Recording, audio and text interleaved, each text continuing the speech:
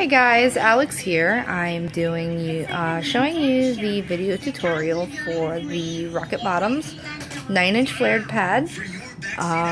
This is by no means any endorsement or anything from Rocket Bottoms. I just thought I'd show you guys how it was done. For those of you that are interested, I am no expert, but I am confident enough that I have enough skills that we can get through this.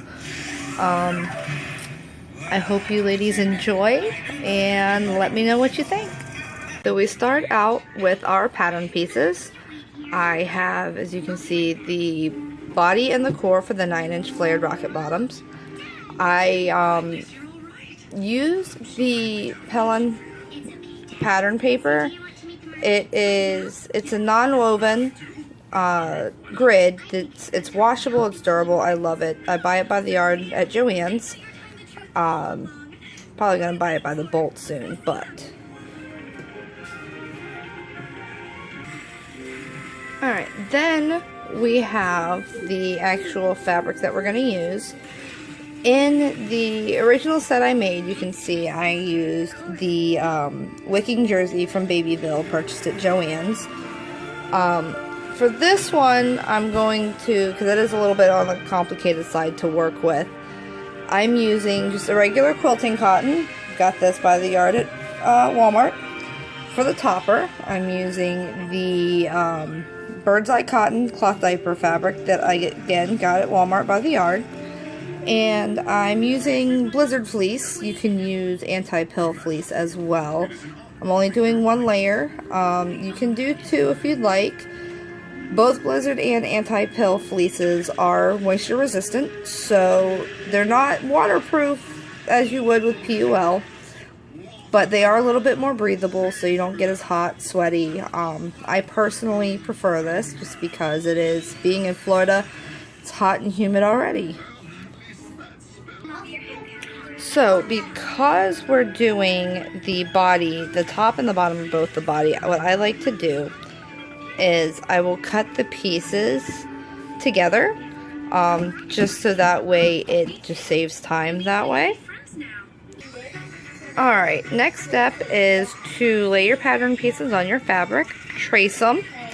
I've got the one layer of each here for the body, and I've got 4 layers here for the core. Your next step is going to be to cut out your pieces. And what I didn't mention before is on the core piece, when I traced the pattern, I traced the line for no seam allowance, just because it, with the seam allowance, is the same size as it is with the body, which will end up causing a lot of bulk. And when you go to turn and top stitch, it's really going to become an issue. So I went ahead, because you're still going to trim the seam allowance once you get this in. But I found that starting out tracing it with no seam allowance definitely helped out in the bulk area. Alright, as you can see here, we now have all of our pieces cut out. What we're going to do next is we're actually going to take the bottom, the background, we're going to put that to the side. We are going to take our topper, we're going to flip it over, because then we are going to take our core and we're gonna line it up. Bear with me, I'm doing this one-handed, so this is not the easiest task at hand. But as you can see, we've got it lined up with the seam allowance. And then we're going to pin this down, because now we're going to start sewing. Okay, now that we've gotten this sewn, as you can see, around the outside edge, it's 3/8 inch seam allowance. The whole project's done in 3/8 inch. Next thing we're going to do is we're going to actually trim the excess. So it's going to end up looking like so. Don't mind that. My kids decided to spill soda on it. So, and then what we're going to do is we're going to flip it over. Well, that one's not going to work. But you're going to flip it over to where the top of it that's going to be touching your skin, we're actually going to take and we're going to stitch down the center. The pattern itself shows 3 lines of stitching, which I'm going to go ahead and show you. And then we will move on to the next step. Alright, so as you can see, we have our stitching in the center. It's kind of to help channel and to help, prevent leaking. And I trimmed down the edges. And this is what we're going to do, flip it over too, so that way the right side is up and you can see the channeling. Like I said, again, it's just mainly just to kind of help keep it from leaking, keep it all contained into the center of the pad. Next thing we're going to do is we're going to take our backer, and there is a right side and a wrong side to fleece, to the Blizzard. I prefer, I'm not sure which one is which, but you have a fuzzier side, and then you have a side where your print is a little bit more clear. This is the side I usually keep out, because otherwise, when washing and wearing, this fuzzy side will tend to kind of pill up. So, that's why sometimes the anti-pill is a little bit better. I just prefer Blizzard fleece. It's a little bit more cost effective. So what we're going to do is we are going to flip it over first.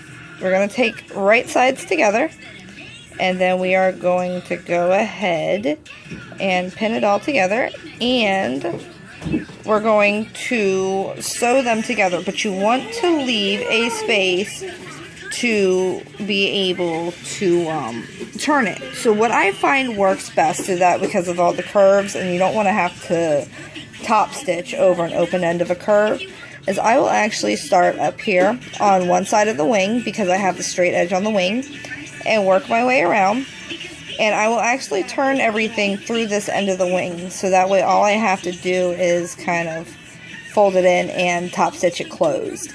And because it's on the underside, it doesn't really, no one really notices it, and it's going to be covered by your closure anyway. So let me get this all sewn up, and we'll move on to the next step. Alright, so we've got that all sewn up. As you can see, I left the end here open. Now what we're going to do is we're going to actually notch out our corners in here, and then we are going to clip our curves, so that way when we do turn it and top stitch it, we keep our nice curves as such.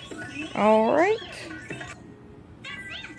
as you can see, I clipped the corners, I clipped the edges, notched out my corners there, and I also clipped these corners, because again, when you turn it, you don't want the bulk in the corner. Makes it easier to top stitch. And this is going to be the fun part. We're going to, it may seem like it's not going to fit through here, but I promise it will.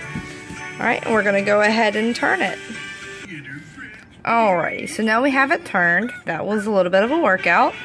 And you see I still have the edge open, so what we're going to do is just kind of tuck it to where it closes.